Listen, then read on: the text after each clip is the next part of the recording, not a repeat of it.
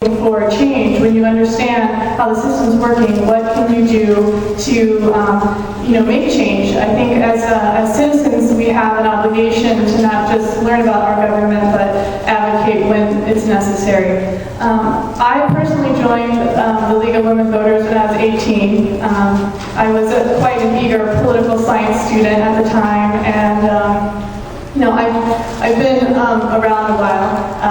18 seems like a long time ago for me, so I think that the reason why I stuck with it is that I've really been able to see how important it is not to just get pulled into one side or of another, especially with partisan politics. And I had the opportunity of doing a lot of work on the voter service side of the League of Women Voters. That's where we educate all voters, not just voters that I might agree with or not. We want to make sure that we protect the right to vote for all citizens. And so I worked on that as voter service chair for 5 years. And when Nancy's smiling at me because she's been there.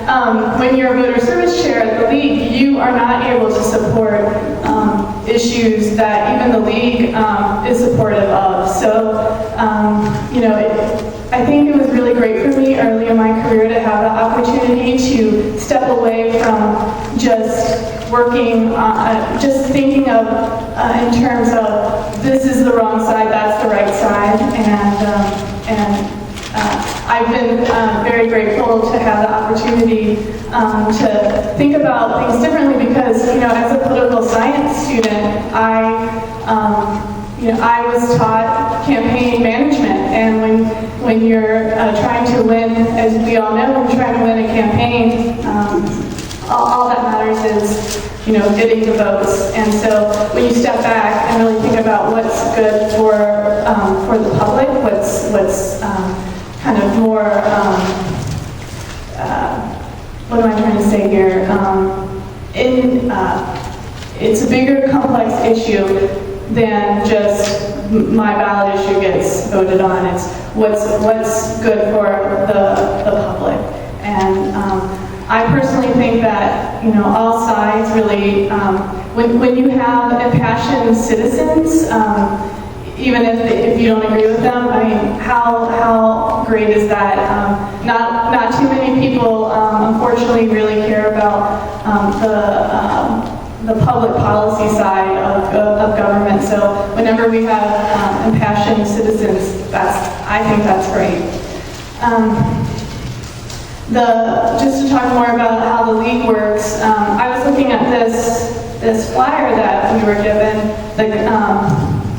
this event program, and here it's talking about debate versus dialogue, and I really love that the League of Women Voters really works on consensus building, and so we try, when we come together on public policy issues, really trying to not vote yes or no among our members, that we really try to build consensus. Is this something that you can live with? If not, voice your concerns.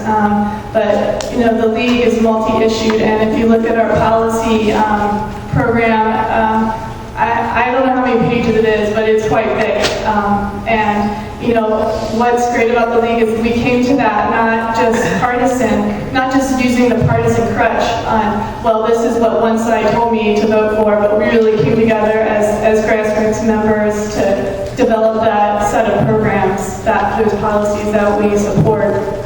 And I think good government organizations like the League, like Women's City Club, really do help with getting a voice out there that's not just one side or another. It's the right or the left, but it's what really works for the citizens in our community.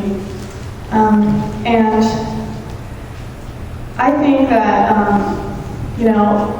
I didn't want to come out here and, when I was trying to think of what I would say, I didn't want to come out and be very preachy, and so I think that the reason why I'm able to think in terms of this is because of my experience with the League. So if you're not members of the League, I would consider, encourage you to consider it. We have men and women join the league, so it's not just women anymore.